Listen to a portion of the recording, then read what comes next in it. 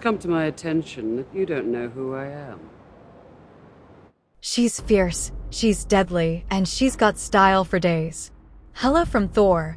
Ragnarok isn't just one of Marvel's most powerful villains, she's also one of the most captivating.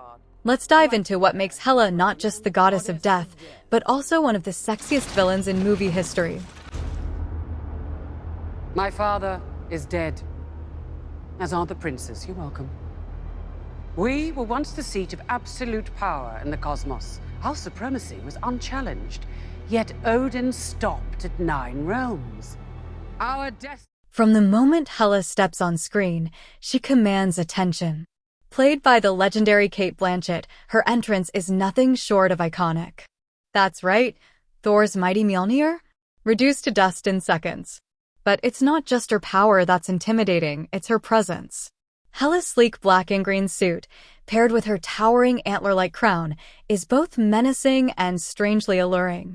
Costume designer Macy Rubio deserves a standing ovation for giving us a villain who's equal parts terrifying and gorgeous. Destiny is to rule over all others, and I am here to restore that power. Kneel before me and rise into the ranks of my great conquest. Whoever you are, whatever you've done, surrender now, or we will show you no mercy. Hela isn't just sexy because of how she looks, it's her confidence, wit, and unapologetic attitude. She strides into Asgard like she owns the place. Oh wait, she does, and delivers lines dripping with sarcasm and authority. Cate Blanchett brings a seductive charm to Hela, making her more than just a one-dimensional villain. Whether she's casually destroying Thor's weapon or monologuing about her right to rule, she makes it impossible to look away. Hela knows she's the baddest in the room, and she revels in it. And let's be real, who knew crushing armies and raising the dead could look so elegant? Father? With all that I accomplished in your name, tell me, why was I condemned? You took everything from me. You gave up everything to pursue your twisted dream. Your way was cold and brutal. Still is. Let's talk about what really makes Hela unforgettable. She's a villain you almost want to root for. Sure, she's a ruthless conqueror bent on ruling the cosmos, but her motives are rooted in a complex backstory. As Odin's firstborn, she was cast aside after being instrumental in building his empire. Can you blame her for wanting some payback? And her fighting style? Absolutely mesmerizing. From summoning her deadly swords out of thin air to taking down the entire Asgardian army, Hela's power is on full display. It's brutal, it's beautiful, and it cements her as one of the most formidable foes the Avengers have ever faced.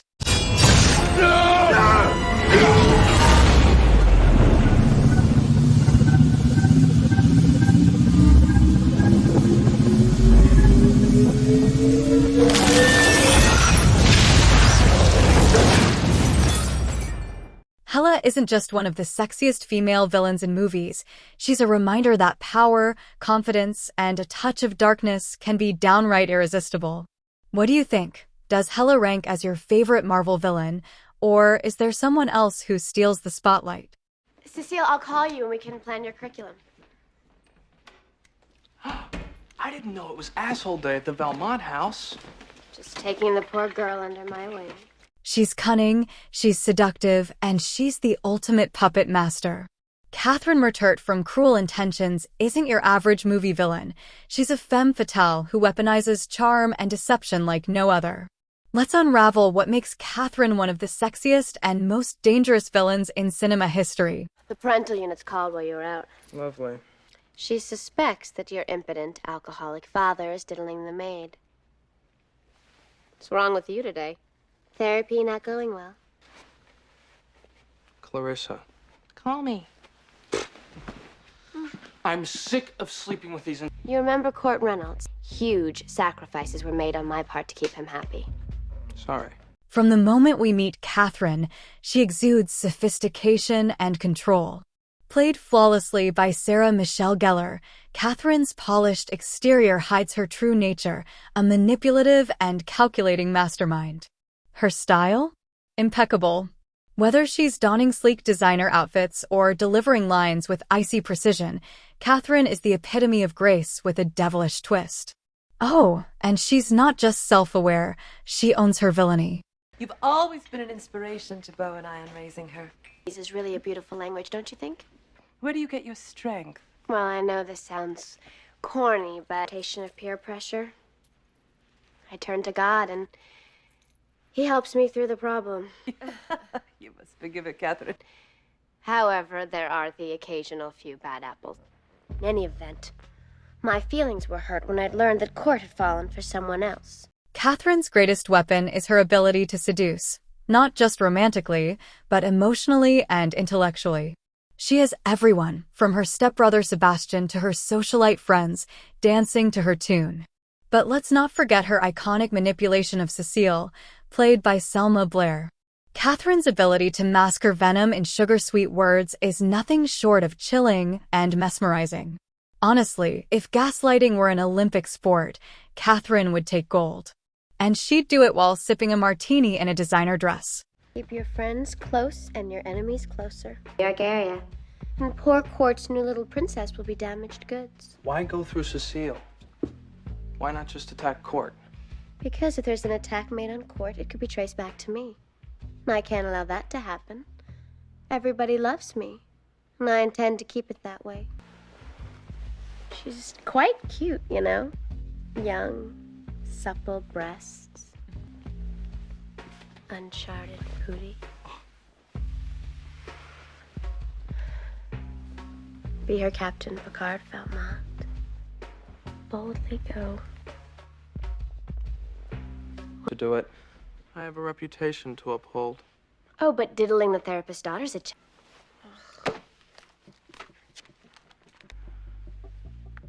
Let's see. Your decision. Here! He's staying with my... What sets Catherine apart from other villains is her complex mix of intelligence, beauty, and ruthlessness.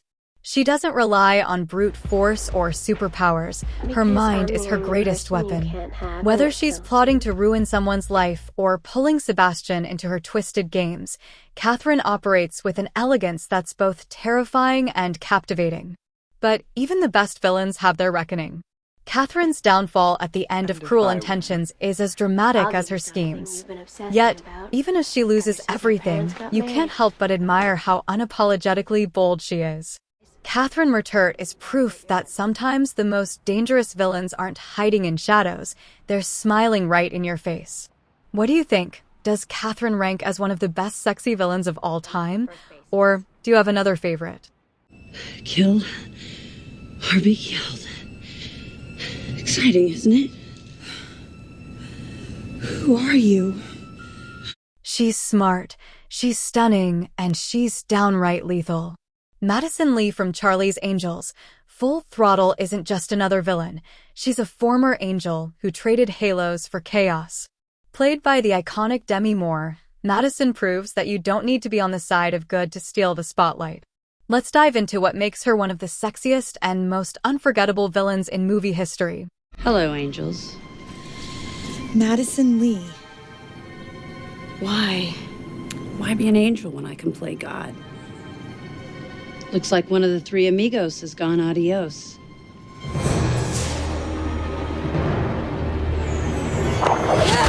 Let's start with Madison's grand entrance, walking out of the ocean like she owns it in a shimmering silver swimsuit. And honestly, she might as well. Demi Moore doesn't just play Madison Lee, she is Madison Lee, radiating confidence and power with every step. Her vibe screams luxury and danger, from her perfectly tailored outfits to her sleek, raven black hair. This isn't just any villain, this is a woman who knows exactly how to make an impression. And trust me, she's not here to play nice. You're such a typical rebellious Pisces, always out to prove how tough and independent you are, and you couldn't even make it one day on your own, could you? Someone reminded me that every angel is unique. And I knew it was you.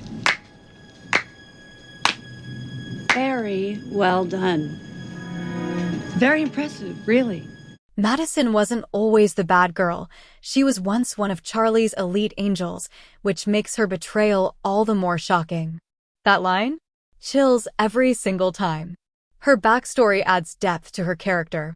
She's not evil for the sake of it. She's driven by her own sense of superiority and resentment. Madison believes she outgrew the Angel Squad and deserves more, making her a formidable foe for the current trio. And let's be honest, there's something undeniably thrilling about a villain who knows all the hero's tricks. Madison doesn't just fight, she outthinks, outsmarts, and outseduces her enemies.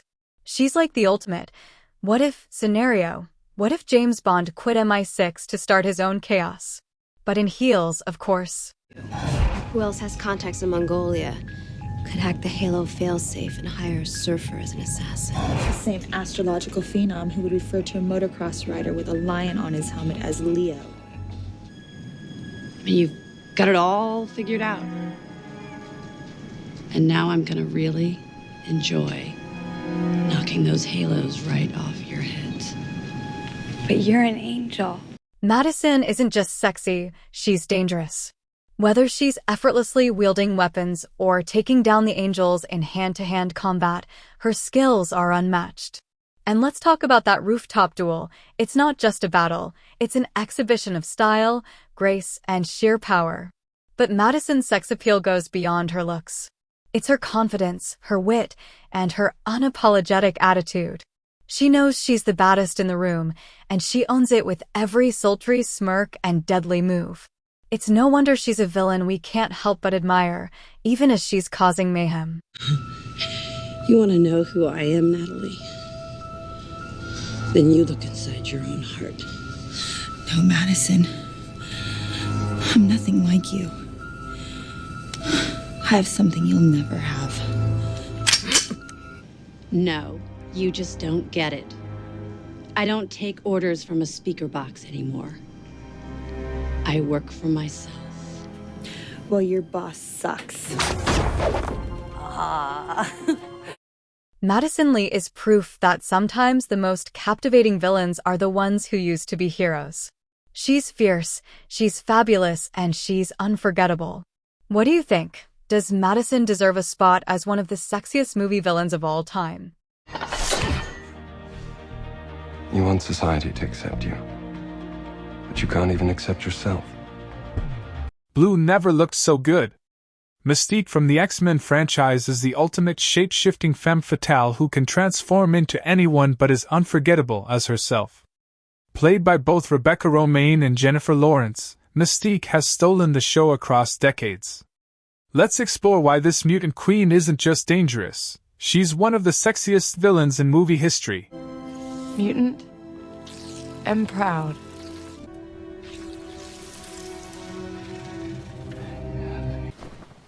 How about now?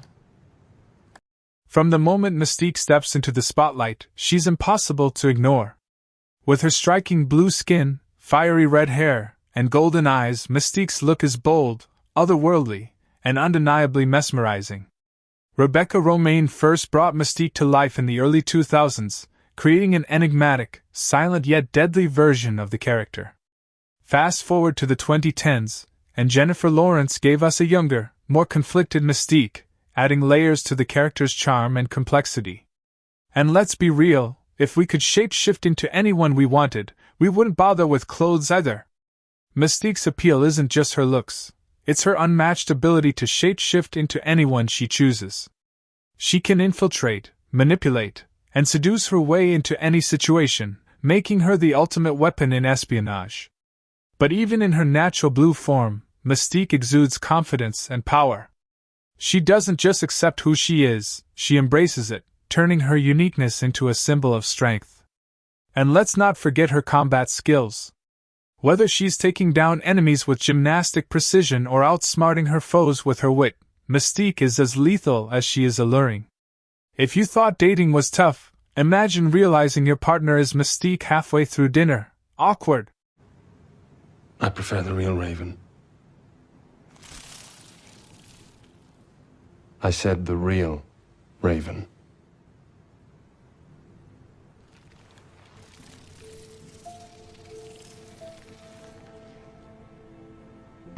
Mystique is one of those villains who doesn't quite fit the mold. Is she truly evil? Or just misunderstood? Throughout the franchise, her motivations range from seeking revenge to fighting for mutant equality. Her complexity keeps us guessing, is she an ally, an enemy, or something in between? And that duality is what makes her so compelling. One moment she's saving mutants from persecution, the next she's betraying the X-Men for Magneto. She's a wild card, and that unpredictability makes her all the more intriguing. How's that for a magic trick? Tough, I called it. Whoa! And I'm way more mysterious than you. Whoa!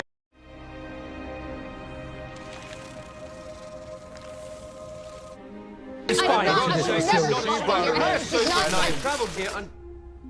Mystique is the perfect blend of danger, seduction, and complexity, a shape-shifting icon who's always one step ahead. What do you think? Does Mystique deserve the title of the sexiest female movie villain? Or is there another femme fatale who takes the crown? I mean, it's just not professional, you know? And I pride myself on being a professional. So from now on, what I would like you to do is just tell me. She's inappropriate, unfiltered, and dangerously seductive. Dr. Julia Harris isn't your average villain.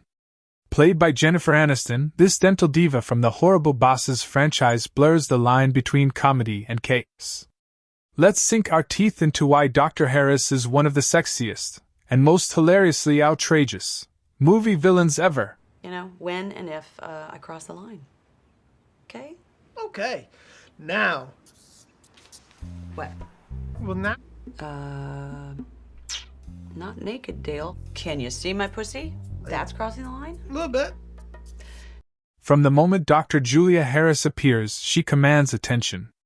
With her sleek hair, sharp wit, and that jaw-dropping dental office attire, she's the epitome of a boss who doesn't believe in boundaries.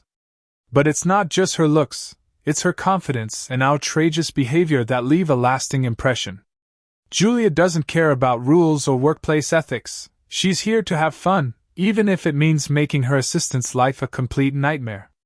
Honestly, if dentists were all this bold, no one would skip their 6-month checkups. Starting to sound like a little faggot there, Dale. Okay, let's not talk about illegal, mister. I like to pee on little boys. Listen, let's just cut to the chase. All right, mister? Oh, that's even weirder. That poor child must have been terrified. Engaged now. And I respect the institution of marriage way too much. Unless Dale plows me. Why? Why me? What is... Dr. Julia Harris isn't just inappropriate. She's a master of manipulation and seduction. Whether she's making wild advances on Dale or dropping scandalous one-liners, she takes villainy to hilariously uncomfortable heights. But let's give credit where it's due. Julia is unapologetically herself. She doesn't shy away from her desires, and her fearless approach makes her a standout in the comedy world. And while her antics are undeniably wrong, you can't help but laugh at the sheer absurdity of her methods. Julia's version of team bonding is definitely not in the HR manual, unless that manual is from an alternate universe. So that's why you're gonna have to fuck me well before the wedding.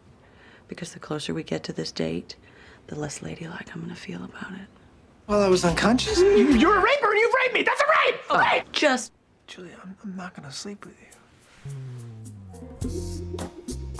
relax there, Jodie Foster. I'm in! We'll see about that. Get out. What makes Dr. Julia Harris so unforgettable is her ability to toe the line between villainy and comedy. She's shameless, she's outrageous, and she's completely unpredictable. One moment she's terrorizing Dale, and the next, she's cracking jokes that leave the audience in stitches.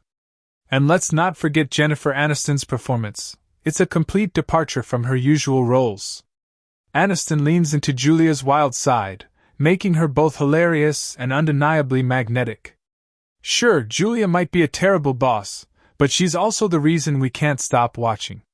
Her larger-than-life personality makes her the kind of villain you secretly root for, if only because she keeps the laughs coming. The fuck up for a second, all right? Now here's what's gonna happen.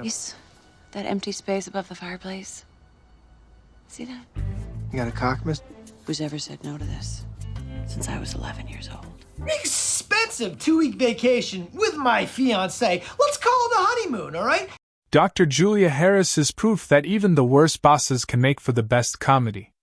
Whether you love her, hate her, or laugh nervously at her antics, there's no denying she's one of the sexiest and funniest movie villains out there. What do you think? Does Julia take the crown for comedy's most outrageous femme fatale?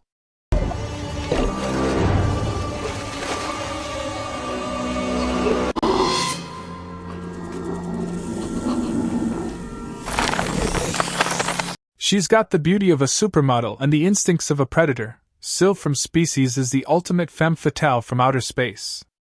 Played by the stunning Natasha Henstridge, this human-alien hybrid is as seductive as she is terrifying. Let's dive into why Syl remains one of the sexiest and deadliest villains in movie history. Where's a good place to find a man? Well, there's plenty of guys at the Inn around the corner. It's a club. You won't have any trouble meeting somebody there. Take it easy. Just relax.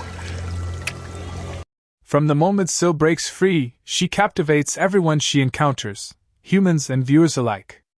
With her flawless human form, she's the embodiment of beauty and innocence.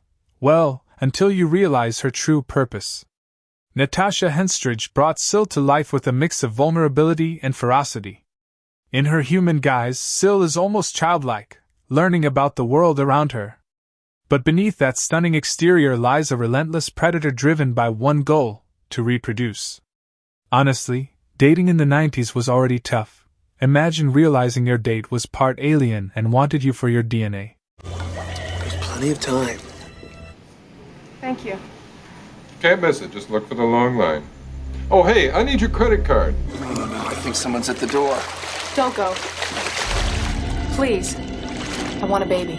What? Syl's charm isn't just about her looks. It's the way she uses her allure as a weapon. She can lure anyone in with a smile, but once she's got what she wants, it's game over. Her alien form, designed by the legendary H.R. Giger, is both mesmerizing and terrifying. The blend of sleek, biomechanical design with her human features creates a creature that's impossible to forget. And let's not forget those horrifyingly efficient instincts. She's smart, adaptive, and always 2 steps ahead of her pursuers. Think of Syl as the original girl boss, if girl bosses were half alien and 100% lethal. There you go. Thanks. Angel. Oh, hey, wait a minute. Hey! Hey! Excuse me? You ought to be more careful with your money. Not everybody's as honest as me.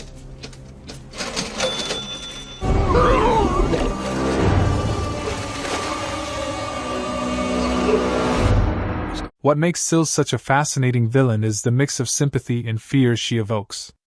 On one hand, she's a creature trying to survive, driven by instincts she can't control. On the other, she's a deadly force of nature, leaving a trail of destruction wherever she goes. Her complexity is what keeps us hooked. Syl isn't just a monster. She's a reflection of humanity's curiosity, hubris, and obsession with playing God. And let's be real, her story is as tragic as it is terrifying.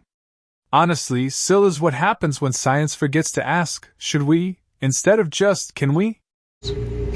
No.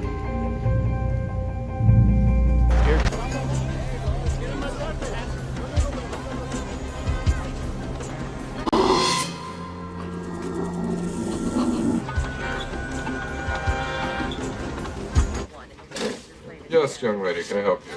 I want a room. 62, including tax.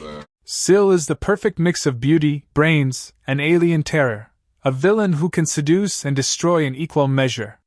Whether you see her as a tragic creation or a cautionary tale, there's no denying she's one of the most unforgettable femme fatale in sci-fi history. What do you think? Does Syl rank as one of the sexiest female villains of all time? I never dreamed. You're everything I've ever wanted. Everything I need. You and me. Forever. She's deadly, seductive, and plays the game better than anyone else. Ava Lord is the queen of manipulation in Sin City, a dame to kill for. Played by the stunning Eva Green, this femme fatale doesn't just steal hearts, she destroys them. Let's dive into why Ava Lord is the perfect embodiment of a sexy, dangerous movie villain. It's over. Pain has set you free.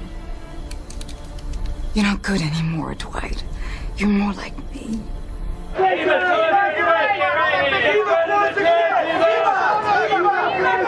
Be like me. Let the old Dwight go. Let it go of this old face.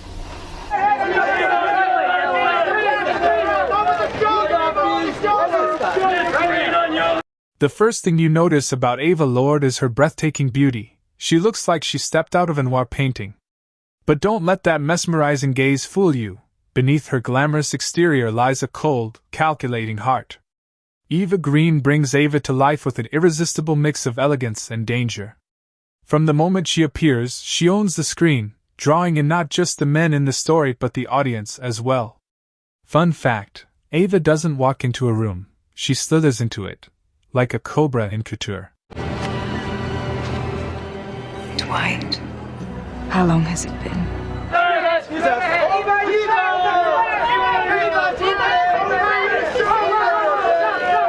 And all I want is to be lost in the sight and sound and smell of her. I can't think straight. What did it feel like? What? Murdering an innocent man. For years. Yeah, that sounds about right. Ava Lord isn't your typical villain with guns or superpowers. Her weapon of choice is her mind. She knows how to manipulate everyone around her, turning allies into pawns and enemies into victims. Her mastery of manipulation is showcased in her relationship with Dwight. She plays him like a violin, pulling at his heartstrings and making him believe she's a damsel in distress. But spoiler alert, she's anything but a damsel. Honestly, Ava's so good at lying, she could probably convince a fish it needs swimming lessons. Ava. She betrayed me. Kill him. I just want to know what it felt like. It must have been beautiful. What are you talking about, innocence? Eva, right here! Eva! I knew I could count on you. Sex always made you stupid, ready to believe anything. What makes Ava Lord so compelling is that she's unapologetically herself. She knows exactly what she wants, and she'll do whatever it takes to get it. Whether it's seducing her way to the top or orchestrating deadly schemes, Ava is a masterclass in villainy. But it's not just her ruthlessness, it's the way Eva Green embodies her. From her hypnotic voice to her piercing eyes, Green makes Ava a character you love to hate and hate to love. And let's be honest, Sin City wouldn't be the same without her. If Ava Lord ever asks you for a favor, just run. It's cheaper than therapy and funerals. Sorry, Dwight. I know I've got no right, but I need to see you. Life leaves Ava with a sigh. Over the shoulder, Eva! So many times I wanted to call you. Found myself thinking about you. Ava Lord is the ultimate femme fatale, a villain who's as captivating as she is dangerous. Whether you admire her cunning or fear her cruelty, there's no denying she's one of the most iconic characters in noir cinema. What do you think? Is Ava Lord the sexiest female movie villain ever, or is she just too deadly to handle? No subject will ever be taboo.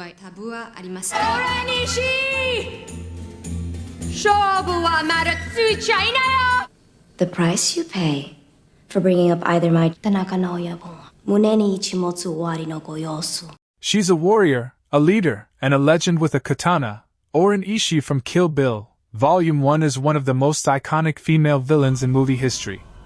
Played by the mesmerizing Lucy Liu, she's proof that grace and brutality can go hand in hand.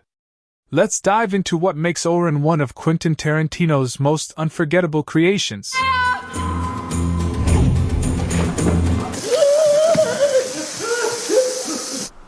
Your instrument is quite impressive. どこで作ったんだい? Okinawa. 沖縄の誰がその刀を作った? Oren's origin story is a masterclass in storytelling and heartbreak. From witnessing the murder of her parents as a child to becoming an elite assassin, her path is soaked in blood and vengeance.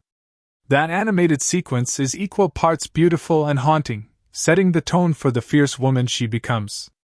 And let's not forget, Oren didn't just survive, she thrived. She rose to the top of the Tokyo underworld, becoming the first female leader of the Yakuza. Talk about breaking glass ceilings. This woman shattered them with a sword. Honestly, Oren's backstory could be a motivational TED Talk, if it weren't for all the decapitations.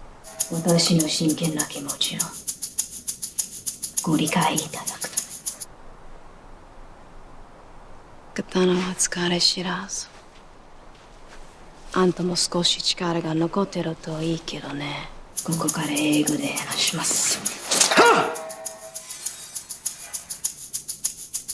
でなきゃ、5分と身が持たないよ。Oren Ishii isn't just deadly, she's graceful, calculated, and terrifyingly cool under pressure. From her perfectly delivered threats to her swift and precise swordsmanship, she commands respect and fear in equal measure. Take her iconic scene at the Yakuza meeting, where she decapitates a disrespectful underling without breaking a sweat. That moment tells you everything you need to know about Oren. Disrespect her, and you won't live to regret it. Pro tip: if Oren starts reaching for her katana mid-meeting, it's probably time to update your will. As your leader, 皆様のリーダーin my logic. この世の見納めとしちゃ悪くないだろう?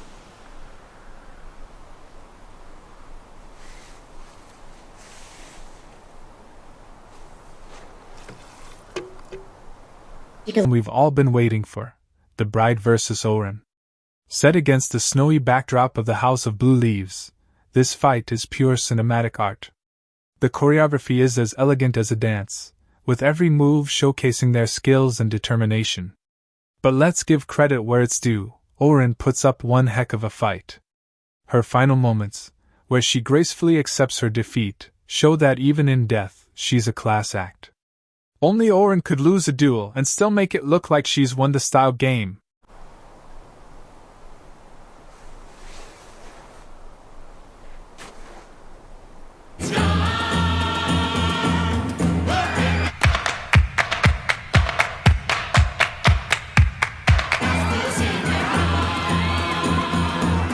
Oren Ishii is the epitome of deadly elegance, a villain who's as complex as she is captivating. Her journey, her power, and her unforgettable showdown with the bride make her one of the greatest femme fatale in movie history. What do you think? Does Oren deserve the title of Tarantino's most iconic villain? I play Gazelle. She is very meticulous and clever, but she can fight. And she's extremely deadly with her legs. She is Valentine's assistant, there to help him with anything, and also she is a killing machine. She gets anybody that gets in the way. She's fast, lethal, and rocks a pair of blade legs like no one else. Gazelle from Kingsman. The Secret Service is one of the coolest and deadliest villains to ever hit the big screen. Played by the fierce Sofia Boutella, Gazelle isn't just Valentine's right-hand woman, she's a force of nature. Let's slice into what makes Gazelle such a standout villain in modern cinema. Hi, I'm Sofia Boutella, and I play Gazelle in the action-packed spy movie Kingsman: The Secret Service. Get it now on digital HD from Amazon Instant Video. Can you hold these, please? Let's talk about the elephant, or should we say, the blades, in the room, Gazelle's razor-sharp prosthetic legs. These aren't just any prosthetics, they're deadly weapons that make her fights unforgettable. From taking out enemies in the blink of an eye to slicing through obstacles like butter, Gazelle's legs turn her into a whirlwind of destruction. And let's face it, she's not just dangerous, she's stylish while doing it. Who knew a pair of blades could be the ultimate fashion statement? Honestly, if Gazelle walked into a shoe store, they'd just hand her a whetstone and call it a day. What Matthew's done with it in his adaptation is extremely Thank you. Whoever you spoke to. I told you. I made contact with the KGB, MI... You have played bingo, right? Do I look like I play bingo? Gazelle in particular, even though she does bad things, I'm a huge fan. 6 Mossad and Beijing. And speeding it will cost a fortune. Du är vald av folket, det är ditt jobb! Gazelle isn't just Valentine's bodyguard. She's the perfect complement to his over-the-top villainy. While Valentine is eccentric and a bit squeamish, Gazelle is calm, collected, and ready to get her hands dirty, or her blades bloody. Her loyalty to Valentine is unmatched, and their dynamic is a refreshing twist on the typical villain and henchman trope. She's not just muscle, she's his partner in crime, the one who turns his sinister plans into reality. And let's not forget her precision and efficiency. Whether it's taking out enemies or guarding Valentine, she's always one step ahead, literally. Valentine might have had the plan, but Gazelle was the real MVP, like a lethal project manager with blades for legs. Of as a character. You know, it was my odd job, Jaws, and originally in the comic, make this quite sexy and stylish, and if you've got blades like that, you don't have to be strong, you just have to be...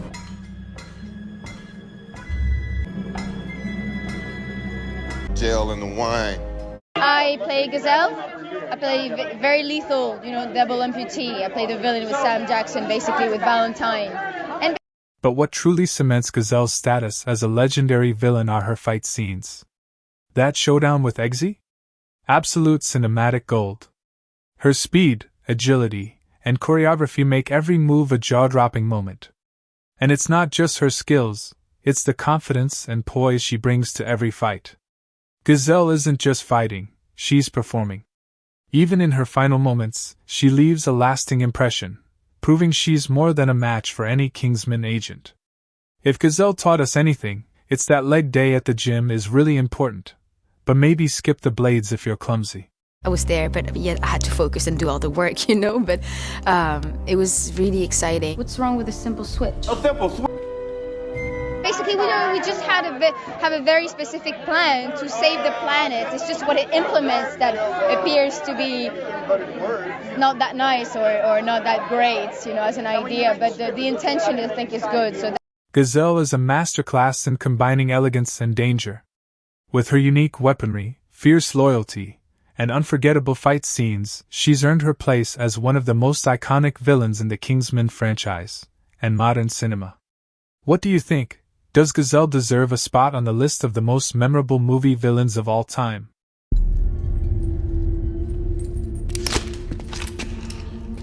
I'm Sammy from the Woodland Sea. Question. Would you die for me? She's wild, she's unpredictable, and she's absolutely unforgettable. Harley Quinn is the crown jewel of Suicide Squad. Played to perfection by Margot Robbie, Harley's mix of sass, charm, and sheer chaos stole the show and cemented her place as one of DC's most iconic characters. Let's dive into why Harley Quinn is the ultimate sexy and chaotic movie villain we just can't get enough of.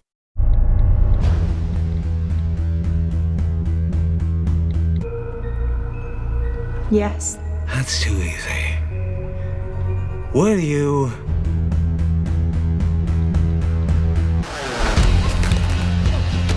And? I like putting it on. First things first, Harley Quinn's origin story is as twisted as her personality. From being Dr. Harleen Quinzel, a brilliant psychiatrist, to falling head over heels, or hammer over head, for the Joker, Harley's transformation is a tragic tale of love, obsession, and madness. But what makes Harley so captivating isn't just her backstory, it's her charm. Margot Robbie brought Harley to life with a perfect blend of humor, vulnerability, and pure chaos. Whether she's cracking jokes or cracking skulls, you can't help but root for her, even when she's being really bad. Let's be honest, if Harley were your therapist, you'd probably leave the session with more problems than you came in with. But at least you'd be entertained.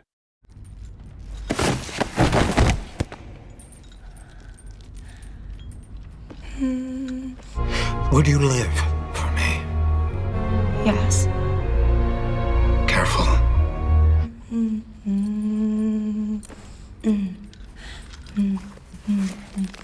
Goody. Something tells me a whole lot of people are about to die. Harley's look in Suicide Squad is iconic. Those pigtails, that baseball bat, and the Daddy's Lil' Monster shirt are instantly recognizable. But it's not just her outfit that stands out, it's her larger-than-life personality. She's the perfect blend of sugar and spice, switching from adorable to deadly in the blink of an eye. Her playful attitude and sharp wit make her the life of the party, even when that party involves destroying everything in sight. And let's not forget those one-liners. Harley's fashion sense is what happens when Hot Topic meets Demolition Derby, and somehow, it works. Hey, if you like a girl, can you light her a cigarette with your pinky? Because that would be real classy.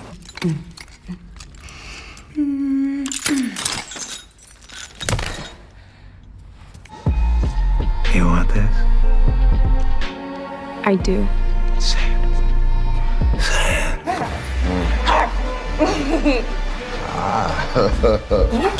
In Suicide Squad, Harley proves she's more than just a pretty face.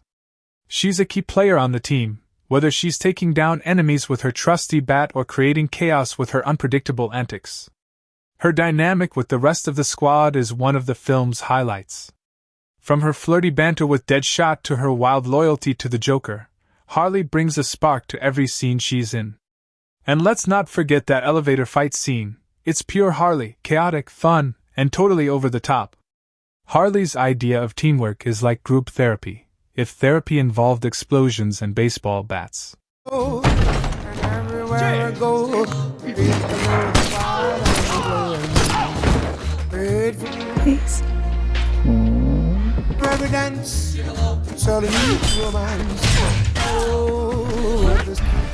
You want me?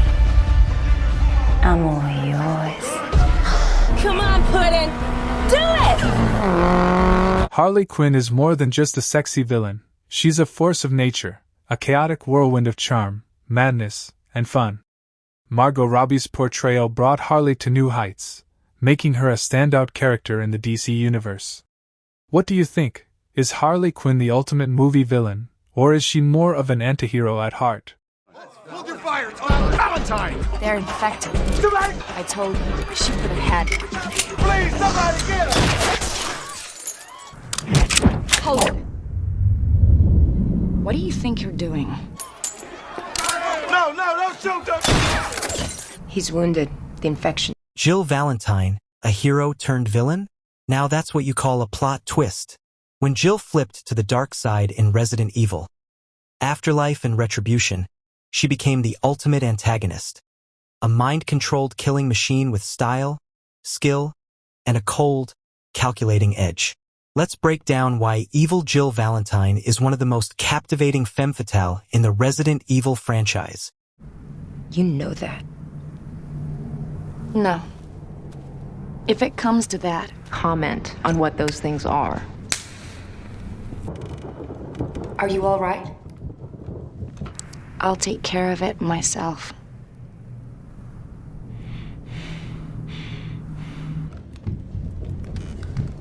Jill Valentine started out as a fan-favorite hero, but in Afterlife and Retribution, she's unrecognizable. Thanks to Umbrella Corporation's mind-controlling device, the infamous scarab on her chest, Jill is forced to turn against her friends, trading in her compassion for ruthless efficiency. It's a stark transformation that gives her character new depth. Evil Jill is cold, precise, and utterly relentless, making her one of Alice's toughest adversaries. And let's not forget her chilling new look. That icy stare, the tight combat suit, and the spider-like control device. She's a villain you can't take your eyes off of. Talk about workplace loyalty. Jill's literally letting Umbrella call the shots, thanks to that mind control bug. HR nightmare. Anyone? What's wrong? It's my sister. She's not well. As you wish. It's nothing personal, but in an hour, maybe two. Maybe I can help. Out of my way. It is.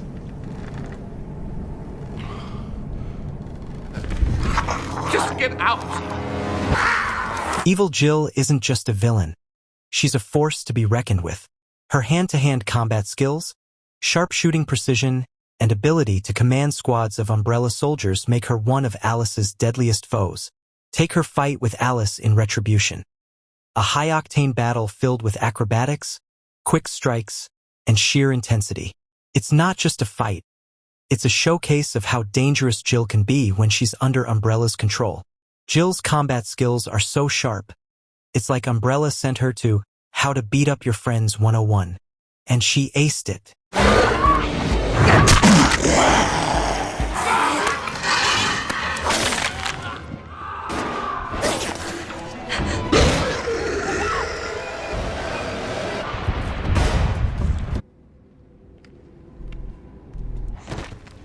You, take the first floor. You, take the second. While Evil Jill is a formidable villain, her story is ultimately one of redemption. In Retribution, Alice manages to free her from Umbrella's control, giving us a glimpse of the old Jill, strong, determined, and ready to fight for the right side again. Her time as a villain adds complexity to her character and raises the stakes for the Resident Evil franchise. She's proof that even the strongest heroes can fall, but they can also rise again. Jill's redemption arc is basically, I survived mind control, and all I got was this lousy scarab-shaped chest bruise. I'll take the basement. I've never shot a gun before. There's nothing to it. Try to hit him in the head.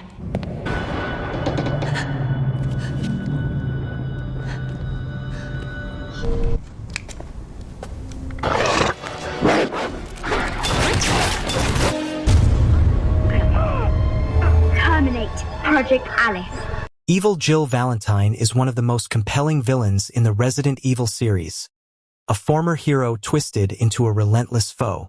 Her transformation, killer skills, and eventual redemption make her a standout character in the franchise. What's your favorite Jill Valentine moment, heroic or villainous?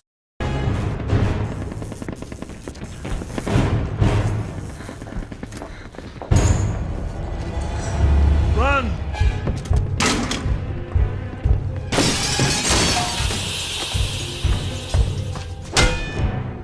She's sleek, deadly, and a machine designed to terminate everything in her path. The TX, or Terminatrix, is a force of destruction wrapped in a perfect disguise.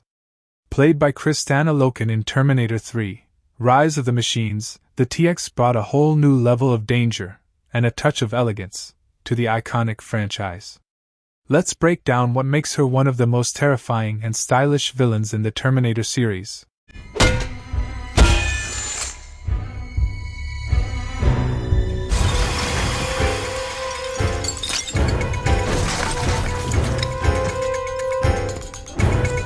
First things first, let's talk about the TX's design.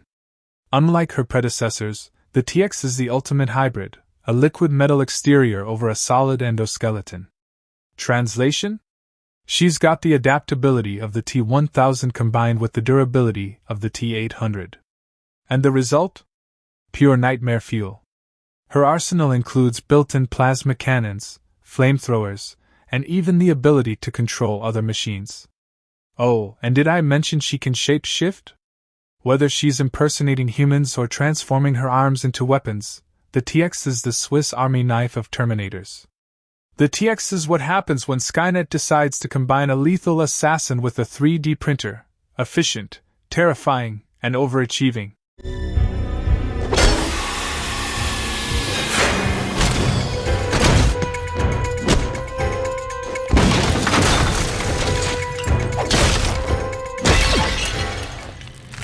In Terminator 3, the TX is sent back in time with one mission, to eliminate future resistance leaders, including John Connor. But unlike previous Terminators, the TX isn't just a relentless killing machine, she's calculated and resourceful, making her a truly terrifying foe. Her encounters with the T-800 are some of the film's standout moments. Whether she's battling him in high-octane action sequences or simply outsmarting everyone around her, the TX shows she's a step ahead in both strength and strategy. Let's be real, if the TX had a LinkedIn profile, her skills section would be eliminating targets and taking no prisoners.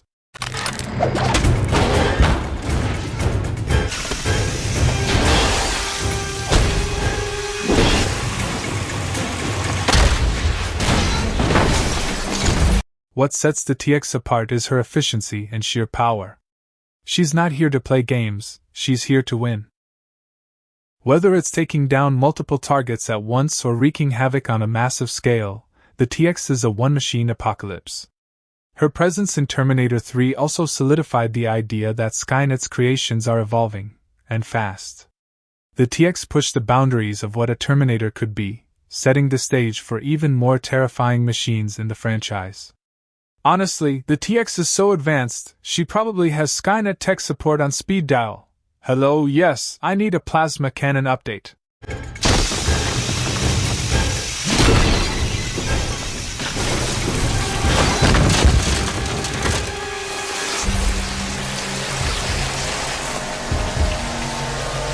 The TX isn't just a villain, she's a milestone in the Terminator franchise, blending lethal precision with cold-blooded efficiency. With her advanced design, terrifying abilities, and relentless determination, she's easily one of the most memorable antagonists in the series. What do you think? Does the TX reign supreme as the ultimate Terminator, or does another model take the crown? No, Elliot. I'm afraid it's not okay. You're very glib. I bet you're a whiz with the ladies. One more wish, and I get your soul. So let's just get on with it, shall we? You here alone? No, I'm here with some buddies from work. I saw you talking to a woman. Who says the devil has to be all horns and fire? In Bedazzled 2000, Elizabeth Hurley flips the script, delivering a devilish performance that's equal parts sultry, cunning, and hilariously over the top. Let's dive into why her portrayal of Satan is one of the most unforgettable, and surprisingly stylish, villains to ever grace the big screen. Well, before you get all hinky, I think I should warn you. I do have a darker side, and believe me, it's not pretty. But one way or another, I will get your soul! First of all, can we talk about the wardrobe? Elizabeth Hurley's Devil is a walking fashion show. From her iconic red dress to her cheeky nun outfit, she exudes confidence and charm with every scene. This devil doesn't just tempt people, she does it with style. Her look perfectly matches her personality, alluring, seductive, and just a little dangerous. She knows exactly how to manipulate people, using her wit and beauty to make her deals all the more irresistible. Honestly, if hell is this fashionable, sign me up for the fall collection. I'm not all peaches and cream, you know, see? Now you can go easy, or you can go hard. I'm not gonna do it. Oh, really? Oh, I think you'll change your mind. I'm just gonna slip into something a little more terrifying. See you in hell! In Bedazzled, Hurley's Devil isn't just stylish, she's the ultimate hustler. She grants Elliot, played by Brendan Fraser, 7 wishes in exchange for his soul, but there's always a catch. Every wish he makes is twisted in a hilariously ironic way. Want to be rich and powerful? Boom, you're a Colombian drug lord. Want to be sensitive? Get ready to cry at the sunset, forever. The devil's schemes are brilliantly crafted, showing just how far she'll go to get what she wants. And her playful yet sinister energy makes every scene with her an absolute delight. Making a deal with this devil is like signing up for a free trial, only to find out your soul was auto-renewed for eternity. We'll get your soul! I'm not gonna do it. And there's nothing that you can say or do that will make me. Terrifying. See you in hell! Now listen to me, you disgusting little maggot! This is your last chance before the big... What makes Hurley's Devil so memorable is her humor. She's not just evil, she's witty, sarcastic, and downright funny. Whether she's teasing Elliot or delivering snarky one-liners, she keeps the audience laughing while still reminding us she's a force to be reckoned with. But there's also a surprising depth to her character. Beneath all the charm and cunning, there's a hint of loneliness and frustration. After all, even the devil seems tired of her eternal roles sometimes. It's a small but powerful touch that adds complexity to an otherwise light-hearted comedy. Who knew the devil's biggest problem wasn't humans?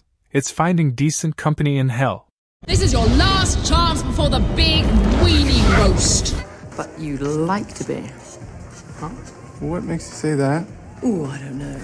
When a man says he'd give anything. Make a wish or forever burn in hell! Okay! Elizabeth Hurley's Devil in Bedazzled is a masterclass in how to mix comedy, seduction, and villainy into one unforgettable character. She's proof that sometimes the devil really is in the details, whether it's her sharp wit, impeccable fashion, or clever bargains. What's your favorite moment from Bedazzled? Давай, куколка. You're beautiful, so beautiful. Yes. Pathetic. Yes. Nice trick. Что это? Telepathic powers, a diamond heart exterior, and an attitude as icy as her abilities, Emma Frost is the ultimate femme fatale in X-Men First Class. Played by January Jones, she's not just a villain, she's a literal gem in the X-Men universe. Let's explore what makes Emma Frost one of the most dazzling and dangerous characters in the Marvel franchise. Кто вы? Черт! Go to sleep. You can stop trying to read my mind, sugar. First things first, Emma Frost's look is as iconic as her powers. Whether she's rocking her all-white wardrobe or transforming into her diamond form, she's impossible to ignore. Her style screams confidence, elegance, and a touch of menace, making her the perfect visual match for her character. Her diamond form isn't just for show, it makes her nearly indestructible. In this state, she's immune to psychic attacks and can withstand even the toughest physical blows. It's the ultimate don't mess with me statement. Emma Frost isn't just a fashion icon, she's the human version of diamonds are a girl's best friend. Except, in her case, she is the diamond.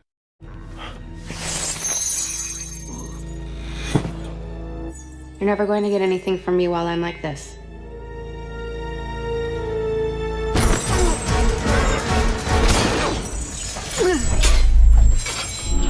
Emma Frost isn't just about looks. Her powers make her one of the most formidable mutants in X-Men First Class. She's a telepathic powerhouse, capable of reading minds, manipulating thoughts, and even communicating silently. Add her diamond heart exterior into the mix, and you've got a character who's both mentally and physically untouchable. In First Class, we see her use her telepathic skills to spy on the CIA and manipulate others to serve the Hellfire Club's goals. And let's not forget her ability to hold her own against both Charles Xavier and Eric Lensher. Talk about intimidating. Emma Frost's telepathic skills must make her the ultimate eavesdropper. Imagine trying to gossip around her. She already knows what you're going to say. So then you can just tell us.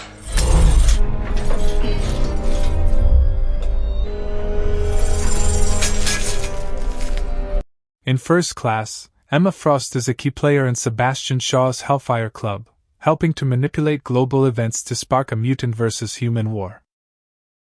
She's cunning, ruthless, and always one step ahead, making her a dangerous adversary for the X-Men. But what makes Emma Frost so intriguing is her duality. She's a villain, yes, but she's not purely evil. In the comics, she even switches sides to become a key member of the X-Men. While we don't see that transformation in First Class, her layered character hints at the complexity behind her icy exterior. Emma Frost is proof that being bad never looked so good.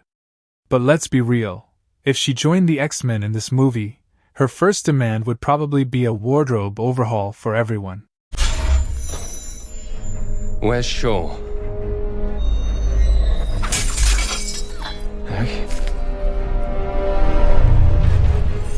Emma Frost isn't just a villain, she's a statement. With her stunning powers, icy demeanor, and dazzling diamond form, she stands out as one of the most memorable characters in X-Men First Class. What do you think? Was Emma Frost the star of First Class, or do you think she deserved more screen time?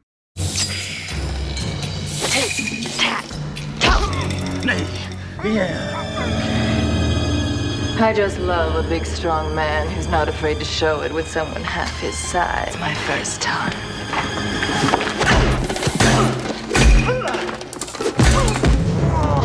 Meow. Few characters have clawed their way into pop culture quite like Michelle Pfeiffer's Catwoman in Batman Returns. She's fierce, seductive, and full of feline fury. With her whip-cracking confidence and layered performance, Pfeiffer redefined what it means to be a sexy and dangerous antihero. Let's dive into why her Catwoman remains the gold standard for Gotham's most iconic femme fatale.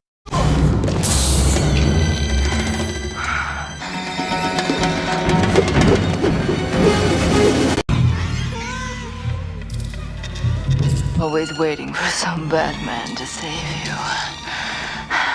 Before she was Catwoman, she was Selina Kyle, meek, underappreciated, and stuck in a thankless job.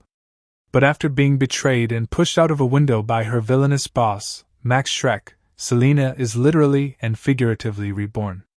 Her transformation is one of the film's most memorable moments.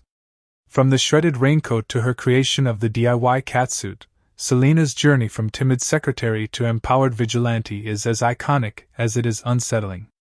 Let's be honest, if surviving a fall from a skyscraper and being licked by stray cats turned us into Catwoman, there'd be a lot more people prowling rooftops in leather. Thanks, You make it so easy.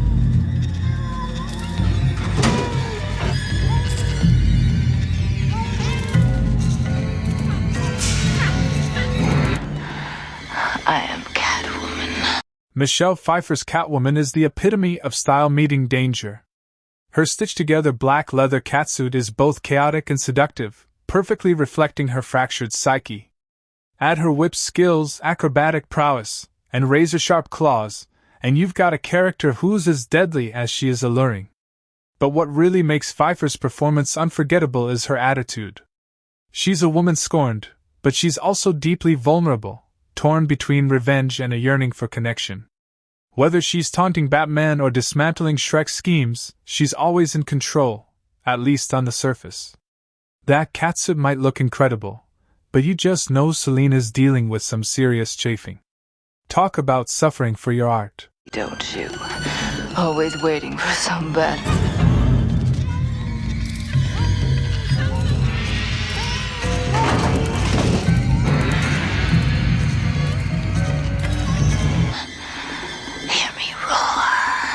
The tension between Catwoman and Batman is electric.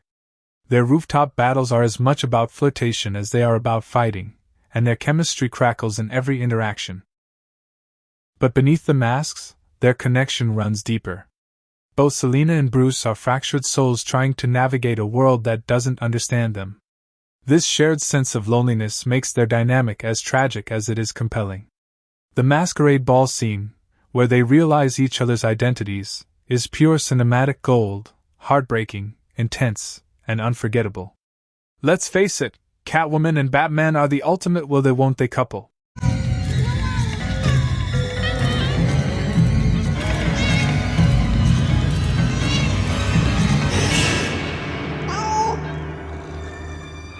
But I'm not married. Michelle Pfeiffer's Catwoman in Batman Returns isn't just a villain, she's a cultural icon. With her unforgettable look, layered performance, and undeniable chemistry with Batman, she purrs and claws her way into our hearts every time we watch. What's your favorite Catwoman moment?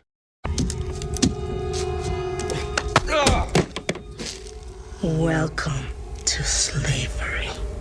You'll be my footstool. And at my command, you lick the dog shit from my boot heel. Spot. A hypnotic dance, a killer stare, and a thirst for blood, Santanico Pandemonium is the ultimate mix of beauty and terror. Played by the mesmerizing Salma Hayek, this iconic From Dusk Till Dawn villain proves that danger has never looked this good. But what makes her so unforgettable? Let's dive into why Santanico remains one of the most legendary female villains in horror history.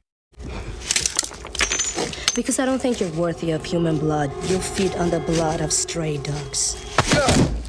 Since you'll be my dog, your new name will be Spot. Few cinematic entrances can match Santanico Pandemonium's. When she steps onto the stage at the Tita Twister and From Dusk Till Dawn, time practically stops. Dressed in a barely there outfit, and carrying a massive snake, she owns the room with an almost supernatural presence. Her dance is hypnotic, luring in both the audience and the film's unsuspecting characters. She doesn't say much at first, but who needs words when you have that level of on-screen dominance? Quentin Tarantino and Robert Rodriguez knew exactly what they were doing when they gave her this unforgettable moment. Santanico is proof that if someone is too attractive, they're probably a vampire. Or at the very least, a walking red flag. No thanks. I already had a wife. I'm not gonna drain you completely. You'll be my slave. Just when you think she's simply there to entertain, the film takes a hard left turn into horror. One moment she's mesmerizing everyone, and the next, she's a full-blown vampire, fangs bared and ready to feast. Her transformation is terrifying yet fascinating. Unlike traditional horror vamps, she doesn't just go for a quick bite, she rips her victims apart like an apex predator. The contrast between her sensual presence and her monstrous side makes her one of the most memorable femme fatale in horror cinema. Talk about a mood swing! 1 second you're enjoying a performance, the next you're on the menu.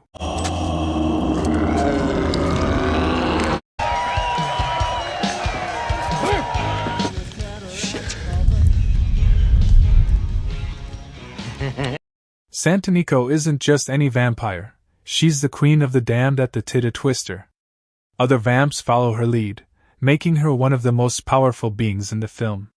But like all great villains, she meets her demise at the hands of the heroes.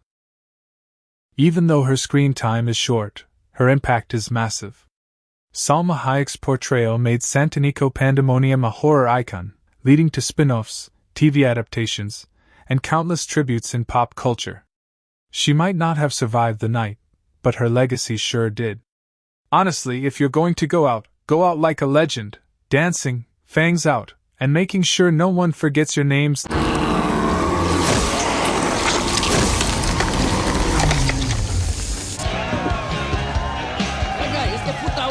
Where'd you get back? Santanico Pandemonium is proof that beauty and horror make a deadly combination. With her hypnotic charm, terrifying transformation, and unforgettable presence, she remains one of the greatest femme fatale in horror history. What's your favorite Santanico moment? I count 2. Motoring and baccarat. 8 pour la banque. I hope the 3rd is where your real talent lies. One rises to meet it. Double. She's deadly, she's seductive, and she can literally squeeze the life out of you. Meet Xenia Onatopp, one of the most unforgettable Bond villains ever. Played by the stunning Famke Janssen in GoldenEye, 1995, Xenia is the ultimate mix of beauty and brutality.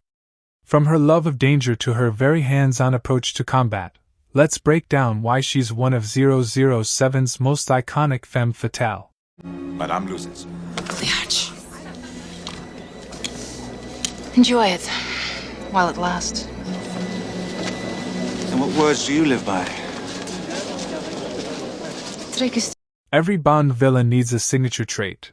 Goldfinger had his gold obsession, Jaws had his metal teeth, and Xenia? Well, she prefers to crush her victims between her thighs. And no, that's not a metaphor. She's introduced in classic Bond fashion, at a high-stakes casino table, oozing confidence, danger, and just the right amount of innuendo. Her name alone is pure chef's kiss, Xenia Onatopp. Subtle? Not at all. Iconic? Absolutely. With a name like Onatopp, you just know she's not going to be shy about asserting dominance. The very words I live by. And for you? The same. How do you take it? Straight up. Xenia isn't just a villain, she's a full-blown predator. She doesn't just kill for duty, she enjoys it. She seduces her targets, luring them in with an intoxicating mix of charm and danger, only to literally squeeze the life out of them using her signature move, a vice grip with her legs. And let's be honest, few Bond villains have ever been this terrifying and seductive at the same time. Her scenes are equal parts mesmerizing and terrifying. She's not just playing with her prey, she's reveling in their demise. You know a villain is truly dangerous when even James Bond has to stop and think, wait, am I actually in trouble here? With a twist. Thank you, Mr. The name's Bond. Georgian? Very good, Mr. Bond. You've been to Russia? Not recently. Of course, every Bond villain meets their end, and Xenia's is as over-the-top as her personality. In a brutal hand-to-hand fight with Bond, she tries once again to crush her way to victory. But this time, 007 turns the tables, sending her flying into a tree where she meets her rather tight demise. It's poetic, really. She lived by the squeeze, and she died by the squeeze. Some villains die in explosions, some get shot. Xenia? She gets tree-hugged to death. Not the ending she was hoping for, but hey, at least it was memorable. Xenia Sergeyevna Onatop. Onatop? Onatop. It's very different now. A land of opportunity. With a new... That belongs to a friend. A tip for your friend. Xenia Onatop is proof that a great Bond villain needs more than just a sinister plan. They need style, attitude, and in her case, killer thighs. From her deadly allure to her unforgettable showdown with 007, she remains one of the most iconic femme fatale in Bond history.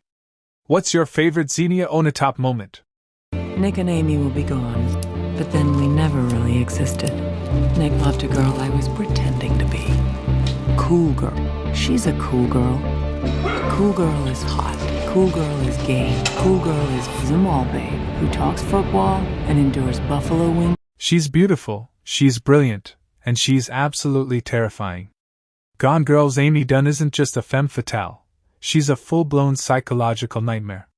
Played to perfection by Rosamund Pike, Amy doesn't need superpowers or weapons to destroy people, just a journal, a plan, and a terrifying level of control. Let's break down why Amy Dunn is one of the most manipulative and dangerous villains in modern cinema. Buffalo wings at Hooters. When I met Nick Dunn, I knew he wanted cool girl and beer watching Adam Sandler movies. I ate cold pizza. I lived in the moment. I was fucking game. On the surface, Amy seems like the dream girl. She's smart, sophisticated, and charming, exactly the kind of woman who could make any guy feel like the luckiest man alive. And that's exactly the problem, because with Amy, nothing is ever as it seems. She doesn't just lie, she orchestrates reality itself. She creates a version of herself so convincing that no one questions it. Until, of course, she disappears and frames her husband for murder. Some couples fight with words, some with passive-aggressive texts. Amy just fakes her own death and lets the FBI do the rest. And for him, I'll admit, I was willing to try, and remained a size 2. I blew him, semi-regularly. Game.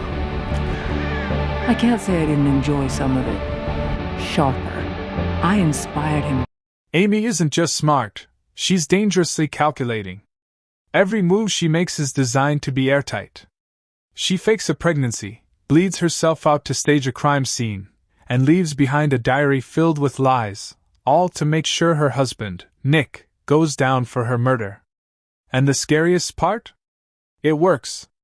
The media eats it up, the police are convinced, and suddenly, Nick isn't just a man, he's America's most hated villain. That's the power of Amy Dunn. If Amy ever tells you don't worry, I have a plan, run. Just run. Humor and ease, but I made him smarter to rise to my level. I forged the man. We were happy pretending to be other people. We were the happiest couple we knew. Just when you think she's done, Amy one-ups herself. After realizing her new life isn't as glamorous as she planned, she kills a man, stages it as self-defense, and returns home like a conquering queen. And the craziest part? Nick can't do anything about it. He knows the truth, but Amy has him cornered with her pregnancy lie and media control.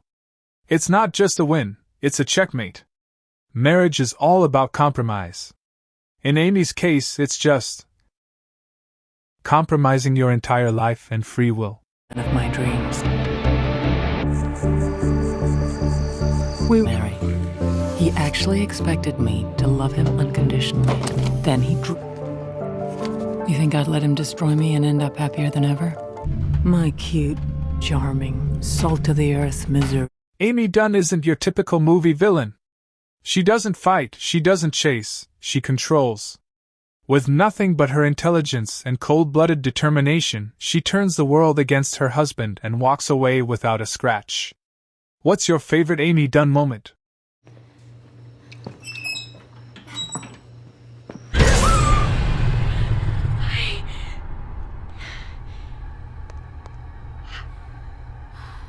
To tick me off?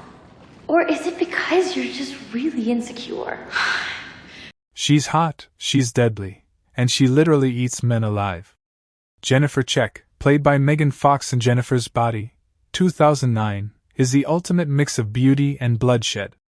A high school queen turned demonic man-eater, she's got charm, wit, and a hunger for human flesh. Let's break down why Jennifer Check is one of horror's most iconic and seductive villains. I am not insecure, needy. God, that's a joke. How could I ever be insecure? I was the snowflake queen. I'm not supposed to.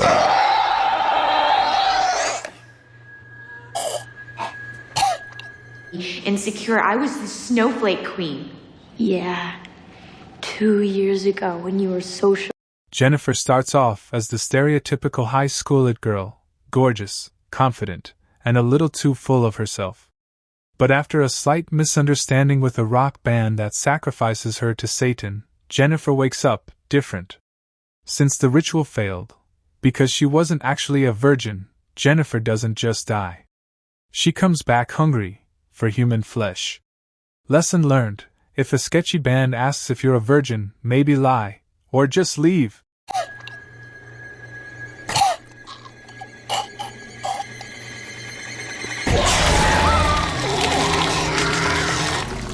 She's just hovering. It's not that impressive. God, do you have to undermine everything that I do? You were such socially relevant. I am still socially relevant. And when you didn't need laxatives to stay skinny. Now, Jennifer isn't just beautiful, she's supernaturally irresistible. Her body heals after every kill, her charm is dialed up to 11, and she has a knack for luring in unsuspecting guys. Her best trick? Seduction. She doesn't need to chase her prey, they come to her. And the moment she's got them alone? Well, let's just say it never ends well for them. Imagine getting asked out by the hottest girl in school, and realizing too late that you're the main course. Player hater. You're a jerk. Wow, nice insult, Hannah Montana. You used to steal my toys and pour lemonade on my bed. And now I'm eating your boyfriend. You could have anybody that you want, Jennifer. So, I am going to eat your soul and shit. But every villain meets their match, and Jennifer's is her own best friend, Needy. Their friendship was already toxic, but now? It's literally life or death. In the film's bloody finale, Needy finally fights back, proving that Jennifer isn't invincible after all. And in a moment that's both tragic and satisfying, she puts an end to Jennifer's reign of terror. But let's be real, Jennifer may be dead, but her legacy as a horror icon? Immortal. Nothing says besties forever like a full-on, levitating death match in your childhood bedroom. You know what? You were never a good friend. Even when we were little. See? At least I'm consistent. Why do you need him? Huh? Why Chip? Is it just... It's Albus Nicky! Thought you only murdered boys. Jennifer Check is proof that horror villains don't need masks or chainsaws to be terrifying. They just need charm, confidence, and a serious craving for fresh meat. What's your favorite Jennifer moment? Would you tell us the nature of your relationship with Mr. Boz? I had sex with him for about 1.5 years. I liked having sex with him. He wasn't afraid of experimenting. I like men like that. He gave me a lot of pleasure. Exactly what did you have in mind, Mr. Corelli? No. She's beautiful, she's brilliant, and she might just kill you. Catherine Tramell, played by the legendary Sharon Stone, isn't just a femme fatale, she's the femme fatale. In Basic Instinct, 1992, she plays a dangerous game of seduction, deception, and murder, and no one, not even the audience, can tell if she's innocent or guilty. Let's break down why Catherine is one of the most unforgettable villains in movie history. Johnny liked to use his hands too much. I like hands and fingers. They're good for all occasions. But you said you liked men to use their hands, didn't you? No, I said I liked Johnny to use his hands. Did you kill Mr. Boz, Miss Tramell? I'd have to be pretty stupid to write a book about killing and then kill somebody the way I... Catherine isn't your typical movie villain. She doesn't chase her victims, she makes them run to her. A best-selling crime novelist, she writes about murders before they happen, making her the #1 suspect in a brutal case. But here's the twist, she's so good at playing the system that no one can actually pin anything on her. She doesn't just manipulate men, she owns them. The detectives investigating her case? Wrapped around her finger. Her lovers? Disposable. And the audience? Completely mesmerized. Honestly, Catherine could probably get away with parking in a handicapped spot, and the cops would still apologize for questioning her. You describe a white silk scarf in your book. I've always had a fondness for white silk scarves. I don't make any rules, Nick. I go with the flow. Killing and then kill somebody the way I described it in my book, I'd be announcing myself as the killer. I'm not stupid. We know you're not stupid. Let's talk about that interrogation scene. You know the one. Sitting in a room full of sweaty, nervous cops, Catherine completely controls the moment. No weapons, no threats, just her confidence, charm, and a certain unexpected move that left audiences everywhere shocked. It's one of the most talked about moments in movie history, and for a good reason. It flips the power dynamic completely. Instead of the cops interrogating her, she's toying with them. And it works. No one knows if she's innocent or guilty, and honestly, at that point they barely care. That scene alone probably caused more heart attacks than actual crimes in the 90s. I'm not stupid. We know you're not stupid, Miss Tramell. Maybe that's what you're counting on to get you off. I didn't kill him. What kind of drugs? Cocaine? Have you ever fucked on cocaine, Nick? I know who you are. So how did he die? Catherine isn't just smart, she's dangerous. Every move she makes is a calculated mind game. She seduces Detective Nick Curran, played by Michael Douglas, blurring the lines between passion and manipulation. And the biggest question throughout the entire movie? Is she actually the killer? The movie teases us with clues, twists, and misdirections, right up until the final scene. That final shot leaves us with the biggest question of all. Did she just get away with murder? Or was she innocent the whole time? Either way, one thing's for sure, if Catherine invites you over for a casual drink, just say no. Yes, it does, doesn't it? But the answer's no. Do you use drugs, Miss Tramell? Sometimes. You ever use drugs with Mr. Boz? Sure. So how did he die? He was murdered. Obviously. How was he murdered? I wasn't dating him. I was fucking him. Catherine Tramell is the ultimate femme fatale, smart, seductive, and absolutely lethal. She keeps everyone guessing, controls every situation, and proves that sometimes, the most dangerous weapon isn't a gun or a knife, it's pure, unshakable confidence. What do you think? Was Catherine guilty, or did she just outsmart everyone? Drop your theories in the comments. And don't forget to like, subscribe, and hit that bell for more deep dives into cinema's most legendary villains. Until next time, remember, never underestimate a woman with a killer smile and an even deadlier mind.